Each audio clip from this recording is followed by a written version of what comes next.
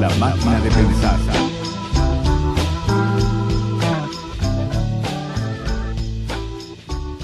El día en que yo di mi primer concierto tenía cierta nerviosidad que me venía del cansancio.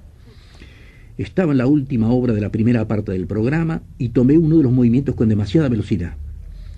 Ya había intentado detenerme, pero me volví torpe y no tenía bastante equilibrio ni fuerza. No me quedó otro recurso que seguir, pero las manos se me cansaban, perdía nitidez y me di cuenta de que no llegaría al final. Entonces, antes de pensarlo, ya había sacado las manos del teclado y las tenía en la cara. Era la primera vez que lloraba en escena. Al principio hubo murmullo de sorpresa y no sé por qué alguien intentó aplaudir, pero otros chistaron y yo me levanté. Con una mano me tapaba los ojos y con la otra tanteaba el piano y trataba de salir del escenario. Algunas mujeres gritaron porque creyeron que me caería en la platea y ya iba a franquear una puerta del decorado cuando alguien desde el paraíso me gritó: ¡Cocodrilo!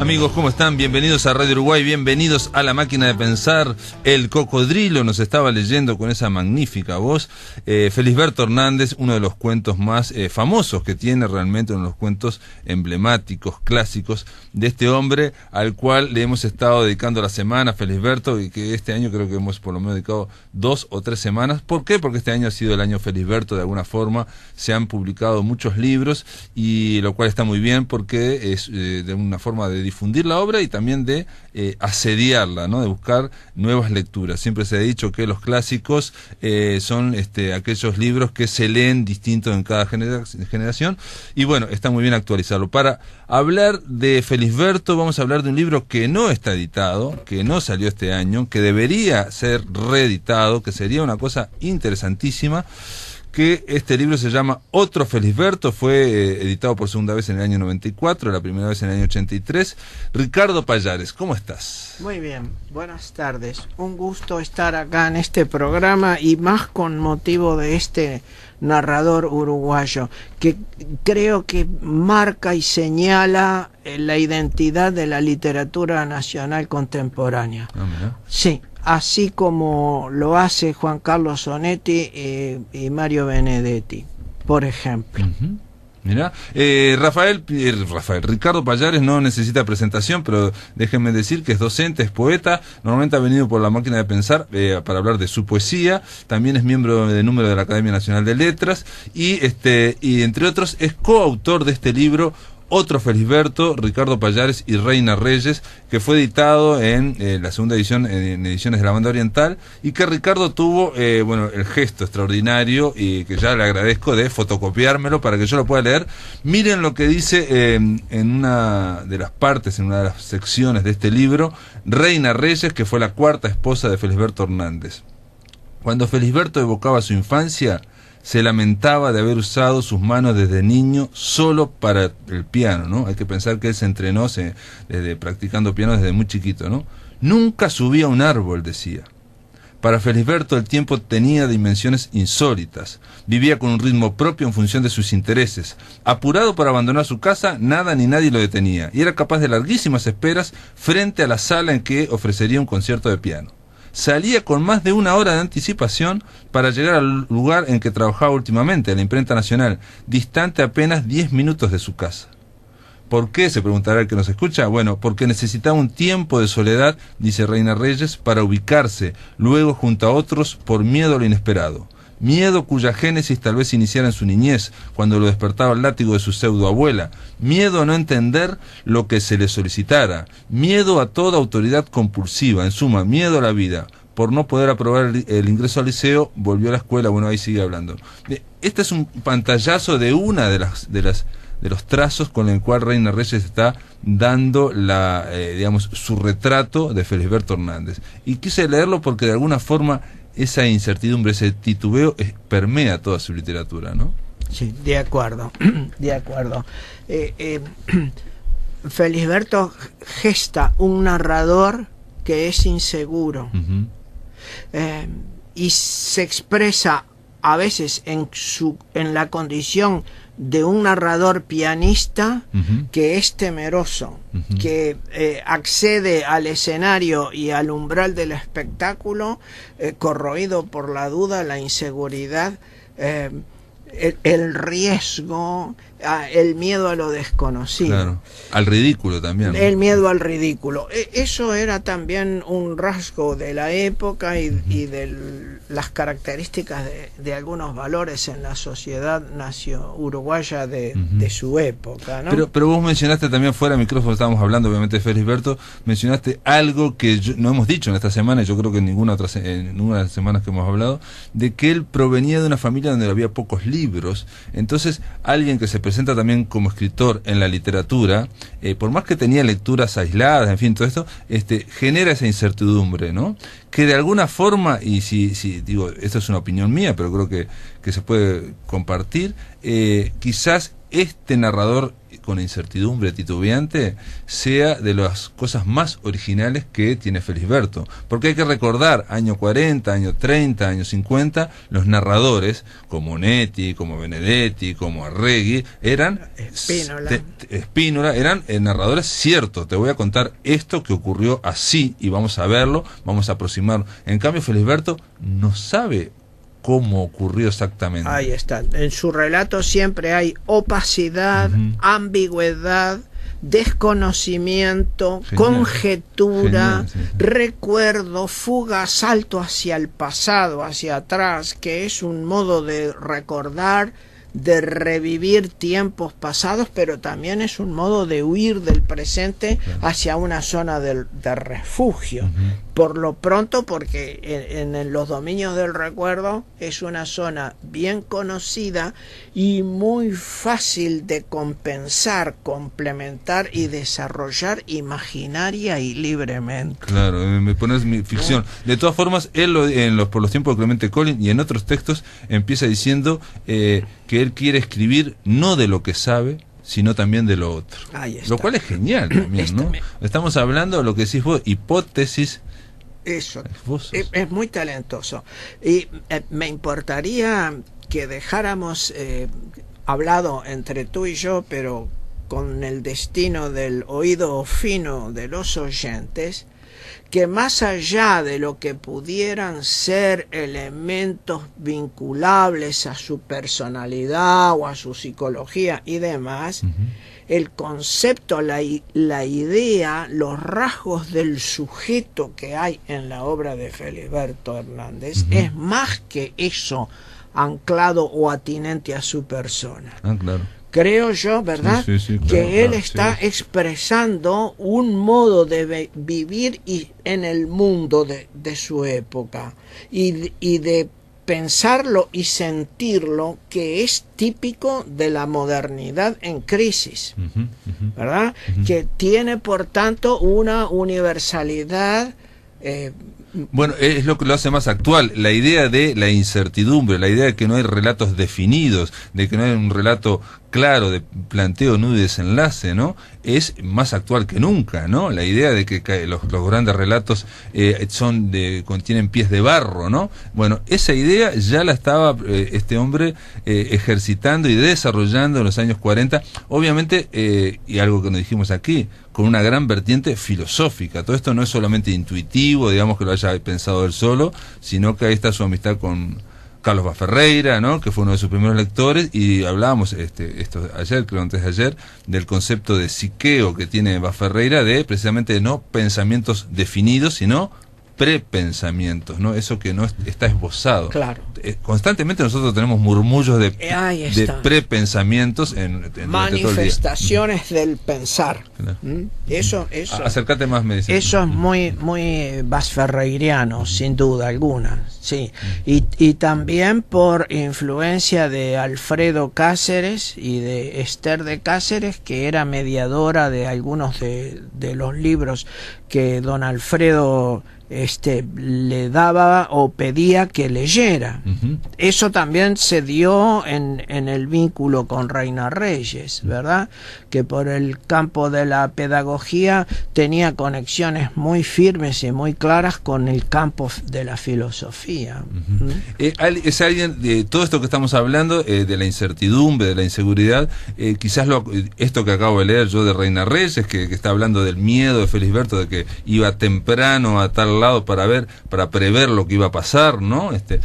También tiene que ver con eso que lo acompañó durante mucho tiempo, que fue su inseguridad como artista, ¿no? Pues tuvo grandes apoyos de grandes personalidades, como dijiste vos, Alfredo de Cáceres, un gran psiquiatra, Esther de Cáceres, una gran poeta, Carlos Baferreira, quizás el más importante filósofo de la época. Gil Salguero, Roberto Ibáñez, Alcides Giraldi, etcétera. Claro, todos esos lo apoyaban, pero bastaba que hablaran mal o que lo criticaran y él se sentía aparentemente muy dolido. Y esa inseguridad, hay una parte de tu libro, no vamos a hablar solo del libro tuyo, pero otro Felisberto, donde mencionas algo que yo no conocía, es que Reina Reyes hace un trabajo pedagógico, ¿no? Escribe un trabajo pedagógico y lo hace junto con Felisberto, ¿no? Y Felisberto, Reina Reyes te señaló las partes que él había tratado en ese trabajo, ¿no? Y él trata justo la parte del dinero, el test. Gran test de la condición humana, así lo tituló.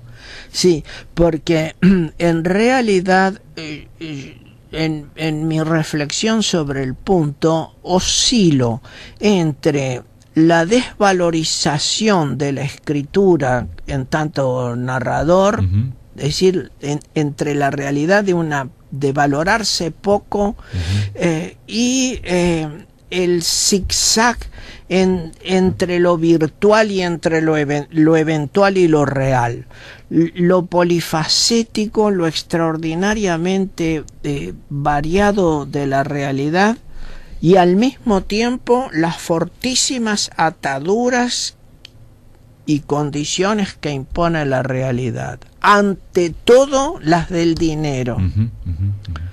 Si nosotros hacemos ejercicios de pensar el movimiento y actuación de las personas en función del dinero, rápidamente hacemos un test espontáneo de riquísimas consecuencias y resultados, porque tiene una importancia decisoria.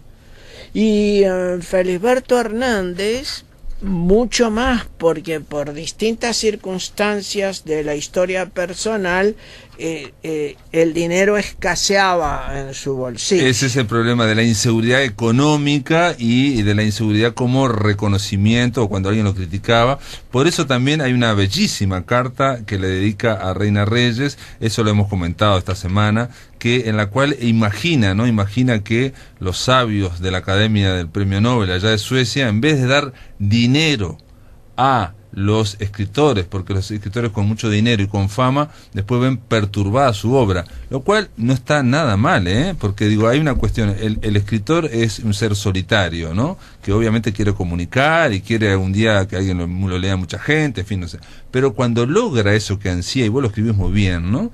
Lo mencionás, eso le genera un gran choque. ¿Qué pasa? No es lo mismo escribir para 20 personas o para 100 o para 200 que para escribir para 1.000.000 de personas, ¿no? Entonces, el próximo libro, ¿cómo lo escribo? Eso es una presión gigantesca que ocurre a todos los escritores. Sí. Felisberto, sin haberla vivido, la imagina perfectamente y dice que la solución la encontraron ahora, que es pagarle a unos agentes, a unos ángeles que lo rodean, para que le hagan la vida mejor, pero sin tener la fama, ¿no? O sea, que le solucionen la vida práctica, así el escritor puede seguir escribiendo sin esa presión. Sí, es un cuento muy original. En realidad es un cuento epistolarizado, porque es una carta de amor que le dirigió a Reina Reyes desde casa de su hermano en la ciudad de 33 en el año 1954, y para declararle su amor y sus sentimientos, engarza en la carta un relato que en rigor es un cuento simbólico y de claves autobiográficas. biográficas, ¿verdad? Porque pasa a la identificación de los nombres sobre el final con mucha naturalidad. Pero es una forma de decir que ella es un ángel, es el agente pago por la Academia de Suecia para hacerle la vida extraordinaria y poder escribir. Y más llevadera, ¿no? Claro, porque es el nombre reina le da la evidencia, y el color azul de los ojos, que son como el cielo, también es un vehículo que lo transporta a un estado casi de arrobamiento y de maravilla, en virtud del cual se siente con un potencial expandido de amor y de posibilidades y de entusiasmo en la creación, como un contagio de entusiasmo general. Bien, esa es una carta muy, muy especial, porque habla de un matrimonio de amigos que lo apoyan, que refiere a la figura de Alfredo y Esther de Cáceres, ¿no? Bueno, de quienes yo había recibido en su momento también una anécdota en otro orden de cosas ¿Y la puedes contar esa anécdota? Felisberto. Que Alfredo y Esther de Cáceres te contaron que, a ver. Bueno, varias cosas, pero recuerdo una en especial que me llevó a mí a dar por título Felisberto Hernández y las pastillas para adelgazar, a una conferencia que di en los años 70 o algo así en el Salón de Actos del Sindicato Médico del Uruguay. Bueno, porque don Alfredo había contado que Felisberto, que era un gran comedor de papas fritas y le encantaba, le pedía a Reina que le hiciera papas fritas, y Reina empezaba a freír a las 9 de la noche y llegaba a altas horas y Felisberto seguía comiendo. Entonces Esther, que era médica, y se había enterado que los ingleses o alemanes, los laboratoristas, habían inventado una pastilla que la tomabas y te quitaba el apetito, por lo cual él llamaba las pastillas para adelgazar, y dijo: esto es para Felisberto.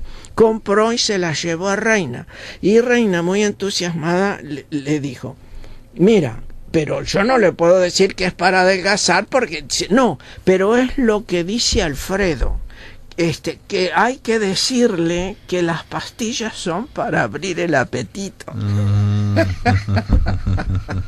Entonces, y se las daban, y se las tomó. Pidió 2 la primera vez.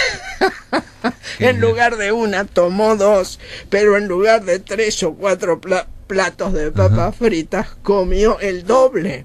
Y don Alfredo se reía mucho, con mucha ternura, y me decía: es que ellas no se dieron cuenta que la imaginación de Felisberto era capaz de neutralizar hasta las 2 pastillas tomadas juntas. Notable, Ricardo Pallares, esta anécdota extraordinaria. Amigos, después de la pausa seguimos aquí en La Máquina de Pensar. Estamos hablando con Ricardo Pallares en torno a Felisberto Hernández. En el aire de Radio Uruguay, La Máquina de Pensar.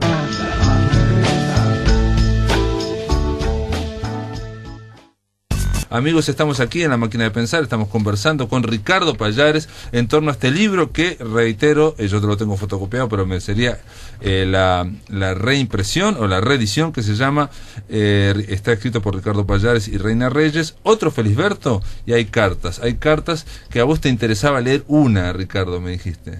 Un breve fragmento para mostrar cómo, según dijimos tú y yo hace un rato, dentro o fuera de micrófono, no importa, el valor poético en la narración de Felisberto Hernández. Es un narrador poeta porque tiene una visión estética de la realidad poderosa y vinculada a formas de percepción muy original. Entonces, en la segunda carta, es brevísimo el pasaje del comienzo. En la segunda carta le dice a la destinataria: Estoy en el fondo de la quinta bajo un muelle de la sierra. Se refiere a la quinta del hermano Ismael, de la casa del hermano Ismael en 33, donde tiempo antes escribió parte de Por los tiempos de Clemente Collin. Y sigue: hazme acordar, ya que estás tan quieta a mi lado, está ausente, ¿verdad? Pero la imagina. Hazme acordar que ponga una hojita de este árbol en la carta cuando termine de escribir, porque estaré imaginándome que te beso y estaré triste, ya que el beso no será real, insustituible, como es un beso de tus labios, etc. Aquí hay también una carretilla. Mira la visión surrealista. Aquí hay también una carretilla, y encima de ella dejaron un programa de cine. 1. Luz en el horizonte. No la veré hasta que me digas que me quieres. 2. Una mujer inolvidable. Como si pudiera haber otra mujer inolvidable que no fueras tú. Platea 053. Ah, tu primera cartita, querida, tenía 14 palabras, la segunda 37 y la última recibida hoy 35. Pero la de hoy no dice reina con la R de las otras cartas en forma de seno. La F de mi nombre también contenía una forma de seno, pero en la carta de hoy solo está el de la F mayúscula porque está sin firma, etcétera. Sí. Esta promoción de lo bello y de lo insólito en la realidad tiene un efecto poético o una naturaleza poética que me parece que es muy clara, muy notoria, y en todos sus otros relatos también, ¿no? Hay algo también de la creación, del orden de la creación, que rehúye de alguna forma el hilo narrativo, digamos, racional o previsto, ¿no? Se trata de buscar siempre por la tangente, salir. En este caso hay una carretilla con un programa de cine y se fija en la primera película y dice, bueno, una mujer inolvidable, y ahí empieza, ¿no? O sea, que es una cuestión muy poética también, ¿no? La de tratar de buscar irte por la tangente, ¿no? La deriva. Exacto, la deriva, y nunca tratar de ir directo al asunto. El desplazamiento. Exacto, ¿no? En vez de ir al planteo, nudo y desarrollo de una cuestión más convencional o como puede ser más ortodoxa, por ejemplo, como Horacio Quiroga, ¿no? Lo de la flecha que sale de un lado, claro, más plegado al naturalismo, claro. ¿no?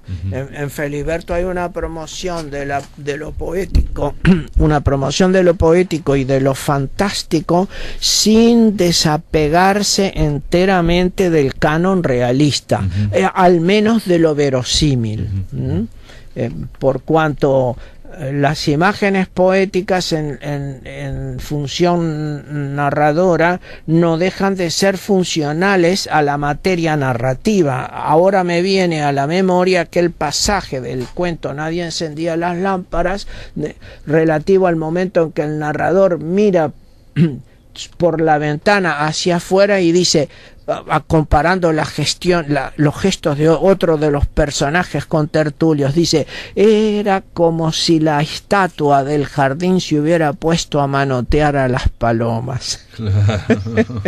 ¿No? Bueno, esa promoción de lo insólito que se vuelve a veces yuxtapuesto casi en una aproximación imposible, pero que estalla las condiciones lógicas que establece el pensamiento racional y abre el espacio a lo nuevo, a lo insólito, a una libertad vincular y relacional de los elementos que es fundamentalmente creadora, porque se vale además de la creación mediante la palabra. Y bueno, Italo Calvino dijo que era uno de los escritores que no se parece a nadie. Es un escritor que no se parece a nadie. No se parece a ninguno. Ni a los latinoamericanos, ni a los europeos, dice, ¿no? Y que cambia el marco de la narración. Sin embargo, y esto es lo extraordinario, estamos hablando de un escritor, y acá lo dice Reina Reyes, pero digo, lo que ya sabemos, que utiliza en sus cuentos el lenguaje común de su medio para acceder más fácilmente al lector. Dice Reina Reyes, narrador por excelencia, reconoce que su expresión escrita está llena de repeticiones y de imperfecciones que le son propias. Y dice Felisberto, y mi problema ha sido siempre tratar de quitarle lo más urgentemente feo a las palabras, ¿no?, de él, sin quitarle lo que es más natural. Y temo continuamente que mis fealdades sean siempre mi manera más rica de expresión, ¿no? O sea, él lo que le interesa es que sea lo natural, lo espontáneo, y trata de huir de lo fosilizado, digamos. Y en eso sí tiene que poner repeticiones. Por eso en algún momento algunos primeros críticos creyeron que le faltaba aprender a escribir, por ejemplo, ¿no? O que, sí, como dice un crítico, tenía muy bueno, pero tiene que madurar, por ejemplo. Sí, ¿no? Claro. Aunque en ese aspecto también fue un renovador de la prosa narrativa latinoamericana, ¿no? El acercamiento del discurso literario a las formas del habla, a las formas naturales del habla. Lo que la vivifica también, ¿no? Como un poeta siempre está buscando la intensidad, yo creo también, ¿no? De acuerdo. Más allá, digamos, de lo que sería precisamente lo argumental, porque él trata de escribir no de lo que sabe, sino también de lo otro, ¿no? Ahí está, por ejemplo, de la deriva de los recuerdos, ¿no? De los caprichos de la memoria, de las cuestiones inesperadas de la asociación memoriosa de una cosa con la otra dentro del propio proceso del recuerdo. Los recuerdos de infancia que son interferidos por las emociones que en el momento actual del relato, en el momento de la escritura, suscitan situaciones similares o parecidas, o las formas en que se las revive, por lo cual el recordar como recuerdo, como volver a pasar por el centro del ser y del sujeto, claro, pasar por el ahí está, es una movilización subjetiva absoluta. Y de alguna forma lo que demuestra Felisberto en su narrativa, si bien tenía digamos inventivo, tenía imaginación, aunque él dice en un momento que yo creo que no tengo mucha imaginación, lo que él descubre es que el mundo interior es tan grande entre el recuerdo y lo presente, entre las emociones y las pasadas, entre los pensamientos que vienen de afuera, los pensamientos extraños, extranjeros y los propios, es tan grande que no tiene que inventar nada, no tiene que generar una gran novela, porque solamente abismándose en lo que él ve adentro suyo es y tiene que ver con la vida cotidiana. Aparentemente él a veces se aislaba. Dice Reina Reyes otra cosa que me parece sensacional: Felisberto era un gran tímido, pero para ocultar esa timidez, lo que hacía en las reuniones se convertía en el centro de la reunión, y se ponía a contar chistes de locos, de gallegos, de turco, y él se escondía detrás, así no tenía que interactuar con nadie y él era el centro de la reunión. Sí, yo fui testigo en varias oportunidades de eso que tú dices, ¿no? Cuando el ambiente de los contertulios o de los invitados se ponía muy académico y muy exquisito y seguía a pesar de su presencia, con lo cual era más o menos evidente que era dejado de lado. Ajá. Con una extraordinaria picardía y una actitud realmente talentosa, iniciaba un cuento, un chiste, como tú dijiste, de gallegos, de locos, de borrachos, o de otros extranjeros, con lo cual desparramaba aquella temática y se apoderaba de la reunión. En esas circunstancias era muy difícil verle los ojos, los entornaba mucho, se amparaba y refugiaba también detrás de los lentes y de las armazones de Carey, aquellas muy gruesas, sí, ¿no? Sí. Pero tenía un sutil manejo de la mirada, con la cual, digamos, entornaba la visión de lo externo y al mismo tiempo ponía a los otros en una situación incómoda, capaz de llevarlos a la reflexión y a ubicarse del momento y del contexto. Jugaba también con esa sorpresa, ¿no? Digo, que nadie esperaba el tema de que saliera ¿no? Claro. Un escritor además porque no eran chistes procaces ni vulgares, no eran cosas pedestres ni de mal gusto, eran una fiesta de la inteligencia y un hallazgo del lenguaje. Esto es importante, porque se ha dicho siempre que él hacía chistes medios tontos para refugiarse, ¿no? Bueno, bueno, hasta el más fino de los chistes para alguno puede en ciertos momentos ser tonto, pero... No, pero que siempre repetía Maggi, es no quiero comer arroz porque se me llena la boca la lengua de granos. Por ejemplo, ¿no? Bueno, pero en ese juego de la palabra está entre lo infantil y lo genial, entre lo pueril y lo original, y hay que tener condiciones para llevar el lenguaje a ese extremo sin caer en el ridículo, ¿no? De modo pues que ni tanto ni tampoco. Yo creo que Felisberto Hernández tiene un valor extraordinario y por eso celebro este ciclo prestigioso de tus audiciones del programa, que tiene creciente eco en el mundo de los radioescuchas, porque Felisberto, más allá de las cuestiones, digamos, de carácter biográfico o los involucramientos de su persona en la obra, estatuye un mundo narrativo que se refiere y se sostiene a sí mismo.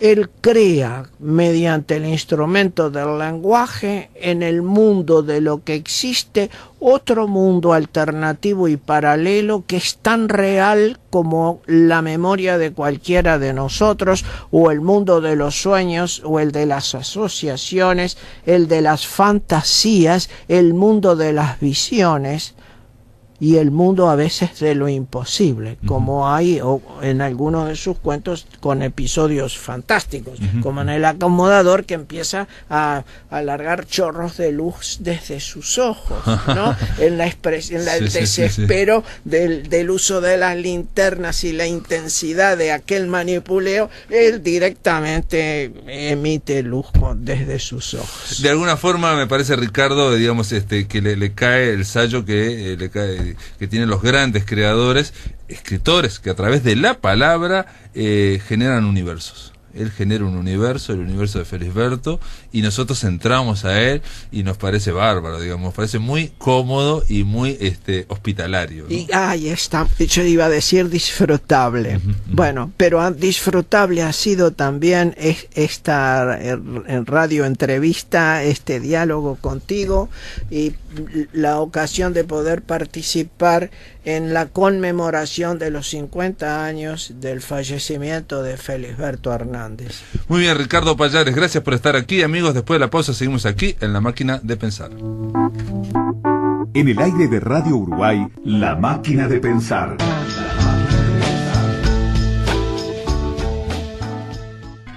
Amigos, continuamos en La Máquina de Pensar. Ahora vamos a seguir hablando de Felisberto. Bueno, nos queda un bloque ya para terminar esta semana. Vamos a darle la bienvenida vía telefónica a María del Carmen González. ¿Cómo andás, María del Carmen? Muy bien, ¿y tú, Pablo, cómo estás? Bien. Con María del Carmen ya habíamos hablado de este libro que vamos a hablar ahora, que es la narrativa completa de Felisberto Hernández, editado por el Cuenco de Plata en Argentina, y también con el auspicio, el impulso, el apoyo de la Fundación Felisberto Hernández. Pero claro, cuando yo hablé con vos, María del Carmen, yo no tenía el libro. Igual, confieso que no lo pude leer todo, porque realmente este libro me parece que genera mucha cosa, ¿no? Para empezar, de alguna forma, creo que hay otros libros también que están quitando un poco la idea aquella de que Felisberto era un escritor de una obra muy breve y muy consagrada, aquello, ¿no? Esas dos noveles y un libro de cuentos, 2 libros de cuentos. Hay una serie de fragmentos que es la parte que vos manejás en este libro, que es la parte de textos inéditos. Sí, esta es de las ediciones que hay de la obra de Felisberto, que hubo varias en este año. Creo que, bueno, nos acerca esta parte, digamos, de los textos que se encontraron inéditos y que en algún sentido no son menores, de menor calidad que aquellos libritos sin tapas que estaban publicados, ¿no?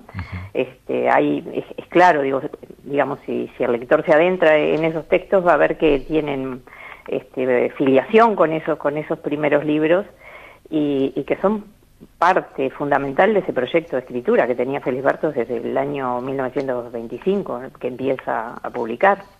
Son fragmentos que, ya lo habíamos contado la otra vez, que llegaron a la Facultad de Humanidades a través de unas carpetas del crítico literario Rubén Cotelo, ¿no? Rubén Cotelo. Sí, en realidad estaban juntas, digamos, el material de Felisberto estaba guardado en unas carpetas, pero aparecieron en una donación de todo un archivo, digamos, junto con más cosas de pertenencia, obviamente, del crítico Cotelo. Pero digo, es un material que estaba reunido, aunque desorganizado, digamos, desorganizado, eran papeles sueltos que hubo que organizar. En realidad fue un poco mi tarea con respecto a los inéditos en esta oportunidad, organizar esos textos, ver si las coincidencias o las disidencias que había entre ellos, y en la obra, digamos, en esta edición, los agrupo en tres partes, ¿no? Es decir, donde encuentro fundamentalmente dos núcleos importantes de textos que pertenecerían tendrían cierta unidad, como son el Tratado de Embudología o el Colador, digamos, yo los reuní bajo esos títulos que Felisberto pone, porque se encuentran varios capítulos que tienen continuidad, ¿no? Y que tienen que ver con el tema de la producción literaria, de la escritura, de la observación de la realidad, de cómo representar esa realidad, cómo decirla, cómo nombrarla. Otro texto, digamos, otro grupo de textos que estaba denominado por el propio autor El Teatrito, novela, es decir, como una especie de proyecto de novela, que también tiene varios capítulos, pero que se nota que es una escritura abierta, ¿no? Buscando, digamos, en búsqueda de ese gran proyecto que va a ser su obra total. Y hay un diario también, dice, sí, diario, Augusto, y dice, hoy empiezo a escribir un diario, no sé qué actitud tomar. Hoy empiezo a escribir, claro, donde ya aparece esa tendencia al diario autobiográfico, digamos, a ir estableciendo como una secuencia de esas situaciones en las que el escritor se pone a escribir, ¿no? Es decir, intenta escribir, intenta ser escritor como se lo planteaba, ¿no? Y hay textos muy valiosos. Yo ahora estaba revisando justamente, porque esto lo había dejado hace tiempo, ¿no? Trabajé mucho y después, por ejemplo, hay un texto donde aparece el tema de la palabra, ¿no? Es decir, la importancia que tiene la palabra para el escritor. Es decir, cómo la palabra llama, es un llamado, es un texto que no sé si lo leíste, que se llama El Peluquero. No, lo leí por arriba, sí, pero El Peluquero. Yo no sé si tengo un tiempito, es un párrafo nada más para leer. Porque, digo, me parece que poner a Felisberto en su palabra es importante. El Peluquero, leo el primer párrafo, dice: una palabra puede ser un llamado terrible en la historia de un hombre. Puede levantar una muchedumbre de pensamientos, sentimientos y actos. Debajo y detrás del letrero que ostente esa palabra puede venir una manifestación a grito pelado. Puede venir silenciosa y todavía no saber nosotros de qué se trata. Pueden ellos hablar y nosotros no entenderlos. Podemos nosotros entenderlos y hacernos los sonsos. Podemos echarle encima de la palabra que traen otra que los mande a su casa de nuevo, pero ya no serán los mismos que vinieron. Podemos sentir que en algunos rincones nuestros se están empollando otros pensamientos, sentimientos y actos, y no saber en qué nido. Y sobre todo, y seguramente, se nos empollan muchas cosas que no sabemos que sentimos. Claro, impresionante. Sí, digo, eso que acabas de leer, con otras palabras y con otras estrategias, lo va a retomar una y otra vez durante toda su vida, ¿no? La idea de la observación de sí mismo, ¿no? De lo que es el fluir del pensamiento, ¿no? De lo que es el fluir del pensamiento. O sea, a mí me interesa toda esta parte, digamos, porque, bueno, como tú sabes, ya te he contado a veces, estoy trabajando sobre ese pensamiento, sobre la escritura que tiene Felisberto, es mi línea de trabajo en ese momento, ¿no? Es decir, ese pensar, ese reflexionar sobre la escritura, sobre cómo se produce y cómo se produce el pensamiento, ese pensamiento que es incontrolable, es decir, que es libre, ¿no? Es decir, como dicen las palabras, pero a su vez ese pensamiento surge en forma de palabras, aunque Sí, es previo pero, a la palabra. pero la idea, por ejemplo, porque puede parecer muy fácil decir que en el lenguaje escrito hay constantemente una tendencia a la solidificación, a lugares comunes, a giros Claro. que son los comunes. O sea, el idioma, el lenguaje de alguna forma se nos va imponiendo cuando escribimos, ¿no? Hay que luchar contra eso. Pero Felisberto se da cuenta de otra cosa, que es que en los pensamientos también ocurre lo mismo, y dice en un momento que hay pensamientos extranjeros, hay otros que vienen descalzos, hay otros pensamientos que vienen de punta de pie, Claro. y nos ocupan la mente. Son formas de figuración que él va encontrando, ¿no? Son procedimientos poéticos, literarios, que él encuentra para expresar esa idea que él tiene del pensamiento y de la escritura, por supuesto. Y como tú decís, sí, ese pensamiento, digamos, el lenguaje es algo establecido, es decir, tenemos un idioma, tenemos un diccionario y tenemos un repertorio, digamos, sintáctico que podemos utilizar. Pero hay que escapar a eso, ¿no? Para poder expresar ese nuevo pensamiento, ese pensamiento descalzo. Sí, sí, aparte, sobre todo, hay cada época tiene sus formas, sus giros que son pesados, ¿no? Que se van imponiendo. No, pero yo creo que él mira como que a veces hay pensamientos que no son de él, digamos. También esa idea de que nosotros no todos generamos nuestros pensamientos. O sea, puede haber una idea muy ingenua de que yo pienso todo lo que yo pienso son pensamientos míos, y él sabe que estamos atravesados de pensamientos de otros, o que vienen de ideologías o de otros lugares. Sí, que vienen del mundo, digamos. Vienen del mundo, sí, sí. Digamos, si estuviera ahora en internet diría, bueno, te están constantemente vendiendo discursos o infiltrándote discursos. Claro. ¿No? Sí, ese es un conflicto que él plantea en la obra, es decir, ese pensamiento si es propio, si es de afuera, si estoy pensando esto o lo estoy pensando verdaderamente, o es algo ya pensado. Porque después también dice que los pensamientos se pueden generar en el cuerpo, que el cuerpo también piensa, y eso también es una idea novedosa, y es cierta en parte, digo, la ciencia lo ha dicho, ¿no? O sea, no es lo mismo, digamos, con determinada digestión uno que con otra, con hambre, obviamente que él siempre está atacando la idea esa, que yo creo que todavía ya no existe más, digamos, racionalista, positivista, de que todo se genera en el cerebro, que la persona es una persona, somos un cerebro, y el cuerpo acompaña. Claro, no, es el pensamiento de Felisberto es muy renovador en ese sentido, digamos, hay una teorización moderna sobre ese tema, es decir, el pensamiento puede surgir de cualquier parte. Exacto. Es decir, puede surgir de un dolor, puede surgir de una sensación física. Por eso la importancia del cuerpo en él, ¿no? Es decir, esa importancia, por ejemplo, en el diario El Sinvergüenza. Claro. El pensamiento no viene de esa esfera que es el cerebro solamente, es decir, puede venir de una sensación, puede provenir de algo que no lo sabemos justamente. Y para terminar, nos quedan 3 minutos nada más, pero hay algo que vos decís en el prólogo y que me parece muy interesante y que hablaría también de un escritor que no, digamos, que escribía casi como narraba, en este sentido, de que así como en sus relatos, en sus novelas, en sus novelas, en sus cuentos, no hay esa narración que vaya directo como una flecha, sino que hay aproximaciones, derivas, desplazamientos. Vos lo que decís también es que parece que que él escribe como en un palimpsesto, o que es una escritura como fragmentaria, o que se va depositando, o como una especie de collage. ¿Podrías explicarnos en 2 o 3 minutos cómo ves eso?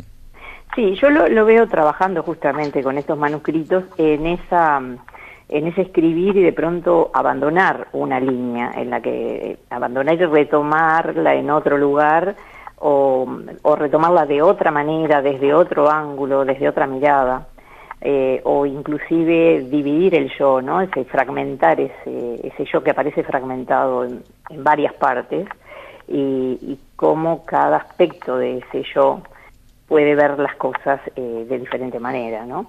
Entonces, y luego a su vez esos fragmentos van a ser reutilizados. Es decir, van a aparecer, por ejemplo, en obras mayores, en otros textos que tienen ya una forma más acabada. Es decir, ese no renunciar a esos fragmentos que fueron como impulsos del pensamiento, justamente de ese pensamiento desbordado, compulsivo, digamos. Pero, ¿no? pero tratando de trabajar sin aplicar la voluntad, sino buscando lo subconsciente, por ejemplo. Exacto. Él llega a decir en un momento que un artista, ahora se me lo perdí, pero tenía, cita a Oscar Wilde, nada menos, y sí. dice que todo arte, dice aquí, citando a Don Oscar, dice él, ¿no? A Don Oscar, dice Oscar Wilde. A ningún artista la obra lo toma desprevenido. Entonces él dice, copiaré también de otro cuaderno algo sobre la conciencia y la subconsciencia. La conciencia, dice, y la subconsciencia se confunden en el proceso de la obra, pero se puede decir que el que hace la obra aprovecha conscientemente los fenómenos subconscientes. Ahí está. Y eso es interesante porque eso niega aquello del escritor naif y escritor inocente, digamos.